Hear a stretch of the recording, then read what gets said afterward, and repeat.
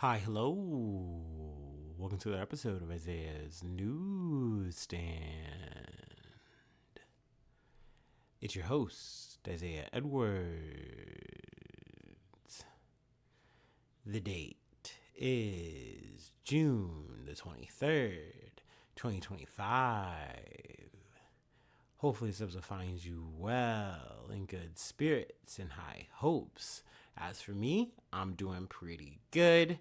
Happy Monday to you. Happy Garfield Day to you. Hopefully, you got yourself a little piece of lasagna, or damn it, hopefully it was a big piece. Hopefully, it was a nice heaping helping of that thing. As for me, I got a moderate slice. I'm pretty happy with life. I don't know. It's been a good day. Trying not to stress everything out, trying just to take things as they are one day at a time. And I would say today, it was good. Work was work. Nothing too crazy happened. No shenanigans. Nothing wild. We'll take that. After work, we went to a busy gym.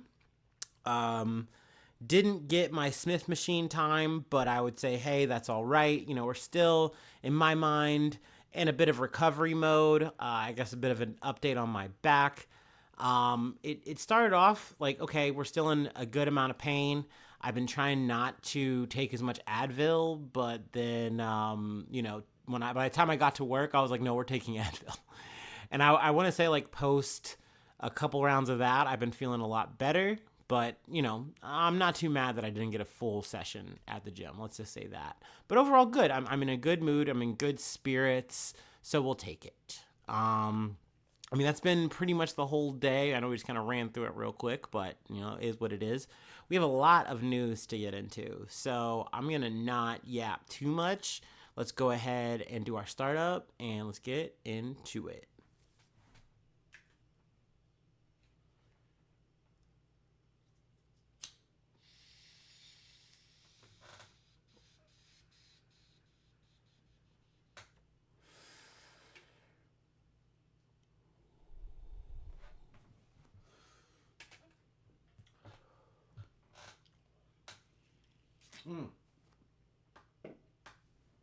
Okay.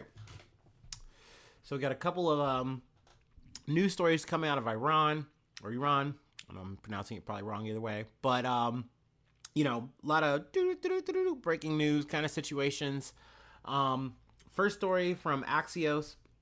No casualties reported after Iran missile attack on U.S. base in Qatar. Iran launched multiple missiles against an American military base in Qatar on Monday in retaliation for the U.S. strike on its nuclear facilities this weekend.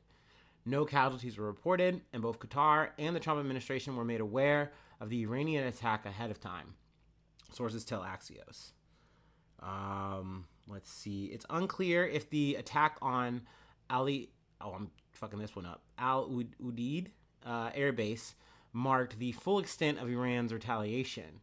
3 hours after the attack, President Trump issued a statement thanking Iran for giving early notice for what it called a very weak missile attack. So that was Trump, being braggadocious, trying to rub their face in it, like, okay, yeah, they didn't do shit for nothing. Granted, at that point, this is like news I heard maybe middle of the day. I was like, ooh, so we're definitely getting started with the retaliation. A lot of the news has been very saturated with,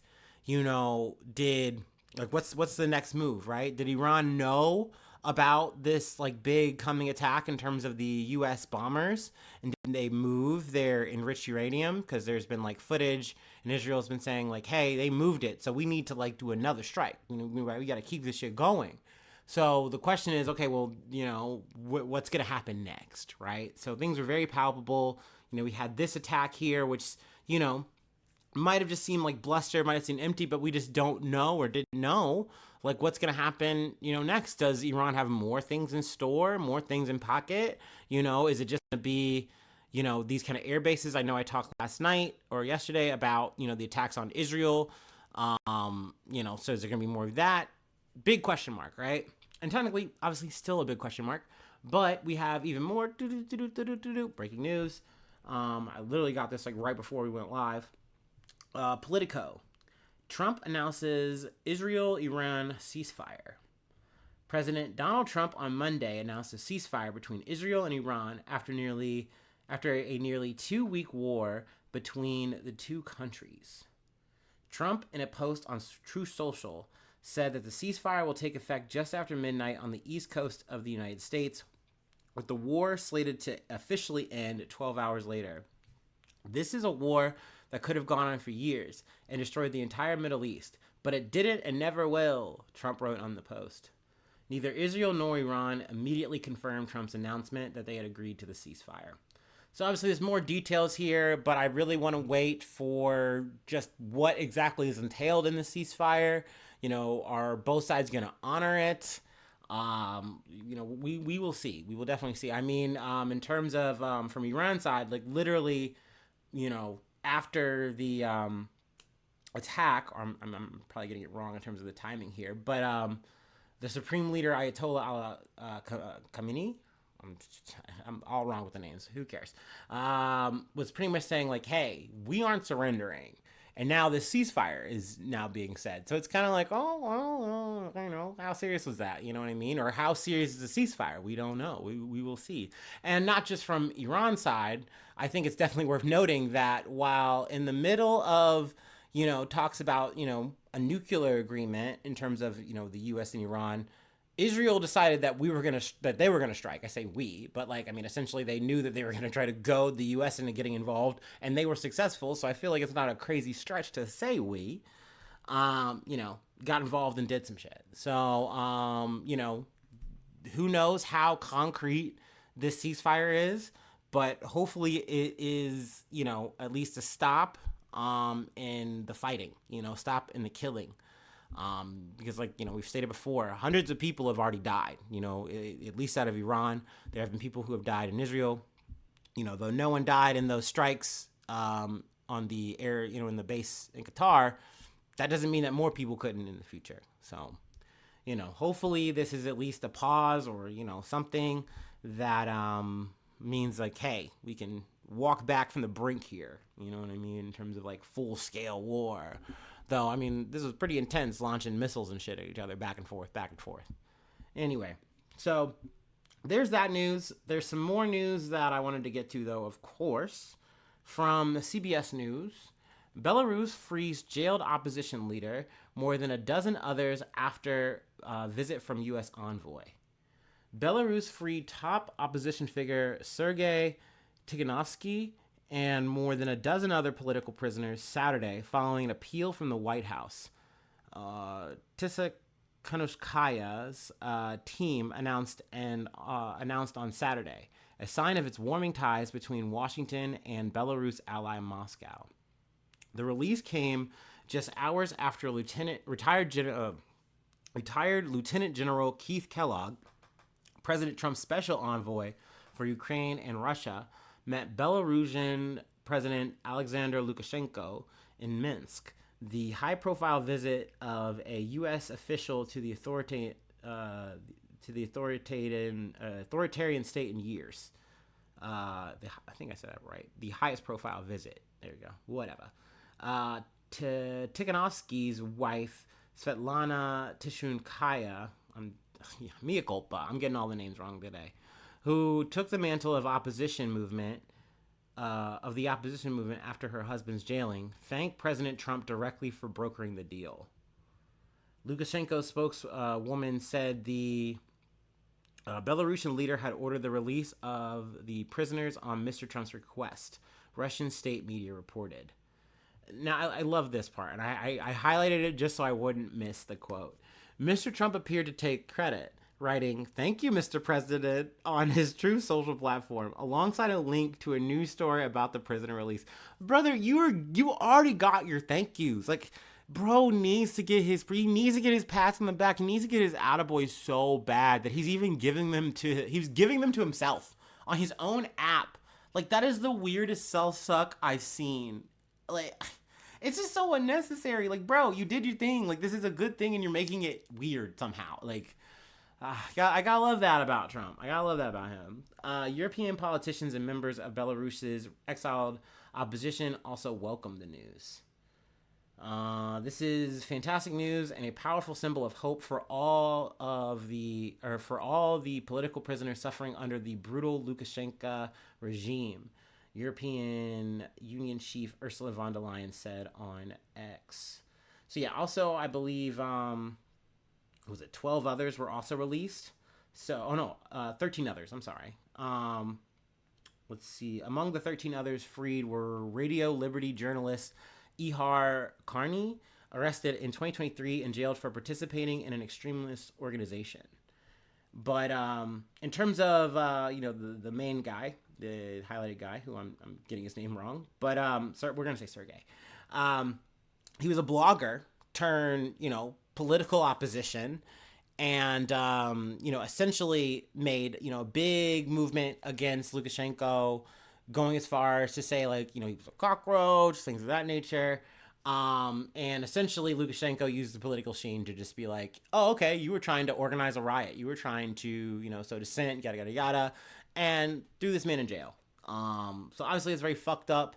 It's a shame that's allowed to go on and happen in Belarus. Obviously it's not good. We don't like that. We don't fuck with that. Tomato town for that. But at least good that he is out now. At least he's able to finally be back with his family and, not be in that situation.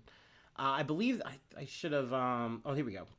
They have now been transferred from Belarus to Lithuania, where they were receiving proper care. Lithuanian Foreign Minister, Kęstutis Budrys said. I think it's also worth noting too that none of them were in bad, physical health, but, they just got him out there, gave him a good, checkup and all that. Makes sense. So yeah, we have that news. I would say that is good news. That might be the only good news we have for. Well, it's this is good news. The next story is kind of bittersweet. We'll say that. So, getting into it from People Magazine, more than a dozen young women hospitalized following syringe attack at popular music festival. More than a dozen women were hospitalized following a syringe attack at a popular music festival. On Saturday, June 21st, a call was made to police at around 9:15 p.m. local time during the French music event Fêtes de la Musique about syringe attacks. Metz Mayor Francois Grosdidier, wow, what is that name? Said in a social media post. When authorities responded to Rue des Palais in La Rochelle, France, Grosdidier, we're done with names, we're just cooked, said multiple women between the ages of 14 and 20 were found to be victims of the attack. A male suspect was later arrested after being reported to the criminal unit for the prevention of drugs and drug abuse. Police were able to locate and identify the alleged perpetrator through video footage. Then they handed him over to the National Police and the Justice Department. I hope that the investigation, particularly through the examination of his cell phone, will lead to the identification of other attackers, Grosdidier wrote in a social media post. Let's see here. I think there was also another attack too, where a man was arrested for slapping a young girl. So, goddamn, very active at Fêtes, apparently. People getting a little too crazy, a little too freaky. Syringe attacks are very sinister, though, right? This isn't the first time we've covered something like that on the pod. I can't imagine, don't get me wrong, I'm a guy with tattoos, piercings and stuff, so, I've seen a needle, I've handled it. Obviously, you go through your life getting sticked and poked for medical things, of course. But there is something very scary, very sinister about someone coming up to you on the street or at an event, whatever, and, with a vial or a syringe full of God knows fucking what, and they poke you. And who knows what the fuck they're going to try to put in you, or maybe even try to take out. And that's scary too. I don't know. What are you doing with a syringe? It's so scary. Don't get me wrong. Don't make me choose, right? But at least with someone coming up to me with a knife or a gun, you can immediately know and trace the intent. if someone's sticking you with a syringe, like, are you gonna knock me out with this and then do horrible, crazy, hostile shit to me, or this got some crazy, like, I don't know. You think anything and everything is in that syringe, right? And you have no idea. So there's a certain kind of palpable fear that is being instilled with that action, with that. So very gross, very bizarre behavior. And like I said, to top it off, someone's running around slapping people. What the fuck? You know, people just trying to have a good time, listening to some fucking music. You know, I imagine some French music. That shouldn't get you that irate. I don't know, man. That's crazy shit. Anyway, let's move on to our next story, which I would say this is our bittersweet one, from CBS News. Judge orders Kilmar Abrego Garcia's release before trial, but he will likely be detained by ICE. A Tennessee judge on Sunday ordered the release of Kilmar Abrego Garcia, whose mistaken deportation has become a flashpoint in President Trump's immigration crackdown, while he awaits on a federal trial on human smuggling charges, but he is not expected to be allowed to go free. At his June 13th detention hearing, prosecutors said U.S. Immigration and Customs Enforcement, or ICE, would take Abrego Garcia into custody if he were released on criminal charges, and he could be deported before he has a chance to stand trial. U.S. Magistrate Judge Barbara Holmes has scheduled a hearing for Wednesday to discuss the conditions of Abrego Garcia's release. The U.S. government has already filed a motion to appeal the judge's release order. Department of Homeland Security spokesperson Trisha Trisha McLaughlin said in a statement Monday that Abrego Garcia will never go free on American soil. So, I mean, essentially the judge is saying, look, I'm going to, order for his release. That's within my power to do, but I cannot, and I'm not going to get in the way of ICE detaining him. Like, if that's what they want, that's what they're going to do. That's above my pay grade is essentially what the judge said there, which is very unfortunate that is the state of play here, that, Abrego Garcia should be allowed to be free and fight his, case free as a free man. But they're like, no, we're not going to let you have that. We're going to make sure that we get you, detained and, we're going to handle that first. It's going to supersede any of that anyway. So don't worry about it. Which is crazy, once again, that's allowed. I'm going to actually just, for the sake of time, we're probably just going to go ahead and smash cut this into our last story. Obviously, there's more details. We could go through the recap, about the charges that they have for him. They want to get him for human smuggling or whatever. That, in my opinion, is tenuous. But you still, whether or not how you feel about it, like, he should be able to fight this, normally. But instead, it's like, no. We're not even going to give you the satisfaction of having your day in court to fight about this. We're going to make sure that you get, at least detained and then, probably deported. Now, granted, they cannot send him back to El Salvador. It's the main jam up that they had when they did it, mistakenly. I say mistakenly, even though the judge told him, hey, you cannot do this. And they're like, oops, order a plane. Well, then turn the plane around. Oh, the plane's already too far. You don't have jurisdiction, whatever. But essentially they're saying, or the situation at hand is, he's already under threat by, Salvadoran gangs where he's from. So it's like, hey, he can't go there. Like, you're putting him under threat. So I think essentially what the play is, well, there's like, well, fine, we'll send him somewhere else. Which dovetails with our last article, our last story. We're going to talk about the Supreme Court to close it out. Let's take our last break and we'll go ahead and just put a nail in this thing. Oof. I'm already sweating.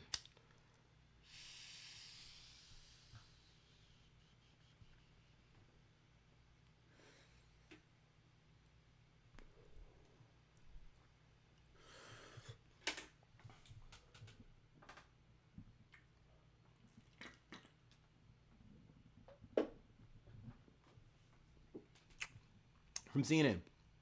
Supreme Court allows Trump to remove migrants to South Sudan and other turmoil-filled countries. The Supreme Court on Monday granted Donald Trump's emergency request to resume deporting migrants to countries other than their homeland, including places like South Sudan, with minimal notice. The decision is a significant win for the Trump administration, which had argued that the lower court usurped its authority by ordering the Department of Homeland Security to provide written notice to the migrants about where they would be sent, as well as the opportunity to challenge that deportation on the grounds that they feared being tortured. The court's 3 liberal justices, Sonia Sotomayor, Alina Kagan, and Ketanji Brown Jackson, dissented in a fiery opinion. So obviously, y'all know where I stand on this. I think this shit is fucking hogwash. And maybe in some ways, like, okay, this doesn't directly correlate with Abrego Garcia, but I do feel like it's in tandem. It runs parallel with the idea of like, well, they're migrants. We should be allowed to be able to get rid of them however we need to, however it's necessitated, like, you know, however it's necessitated, we don't care. Like, we should be allowed to make it work. Like, this is a Trump administration perspective. And essentially, the majority of the court said, yeah, that's fine. It doesn't matter. So you can have people who have no ties to a country get deported there, stuck there, and then who knows what the hell is going to happen to them. And kind of, I know I'm zigzagging back and forth, but with the Abrego Garcia situation, he could get sent to another country. That country could then kick him to El Salvador because they're like, I mean, that's not our problem. It's not our constitution. We don't have to worry about that. Like, that's the kind of flux that we have for any of these migrants who are getting caught up in this fucking ice dragnet. You know what I mean? So it just kind of goes to show that even in these moments of like a silver lining, the Trump administration is still dogged in their pursuit for this, of trying to get out any person that they deem not worthy. Like an unmentionable. They're like, no, they're criminals. You know, these undocumented migrants. Like, it's fucked up shit that from all the way up in the top that is considered okay. So yeah, and I know we're kind of closing off on a sour, dour note. So it goes. I know I'm being very impulsive here. I got time. Let's just do it. Bear with me here. I'm actually shoehorning another thing in. I'm being greedy. I had another story I wanted to kind of cover, and I'm like, oh, I won't have the time. But I think I'm going to be able to make the time today. Bear with me. Here we go. We got a recall. We got a recall. Here we go. From UPI. Trader Joe's recalls cheese curds due to risk of listeria. Ew. A cheese sold at Trader Joe's has been recalled due to a listeria contamination. The product is Face Rock Creamery's Vampire Slayer garlic cheese curds. That's doing too much. Why does Trader Joe's act like that? Why do they move like that? Why do they have products like that?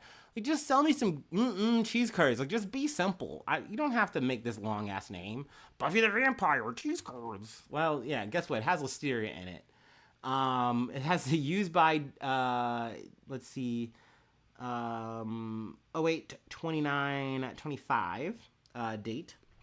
Customers are being asked to throw the cheese out or return it for a full refund, Daily Mail reported. So yeah, just wanted to go ahead and throw that in there. You know, another one on the board for listeria. It's coming back. It's making a move. Hey, I feel like at this point it's making more rounds than any of the usual. Well, no, we did have salmonella, but I don't know. Anyway, you know, so these things happen. You know, I'm trying to figure out what's gonna be the big. Was it epidemic? Not pandemic, but you know, what's going to be the thing getting us sick the most this year? I'm always curious. But yeah, full disclosure, I think I've been to a Trader Joe's one time in my life. There's not one that's really close to me. I think the closest one I have is like 30 minutes away, and it's in like a shitty parking lot. So you got to really want to go to Trader Joe's in the first place. Plus, I don't really have the wallet. I don't really have the budget for Trader Joe's, so I don't fucking really go. But it has been, I think I saw a meme or something like this where someone described Trader Joe's as like a Toys R Us for adults. Like, it is a kid shop for, a kid candy shop or something to that effect for grown-ups. And I kind of agree. Like, it has like all these little kitschy, little nichey little food things, and they're overpriced and you don't need them.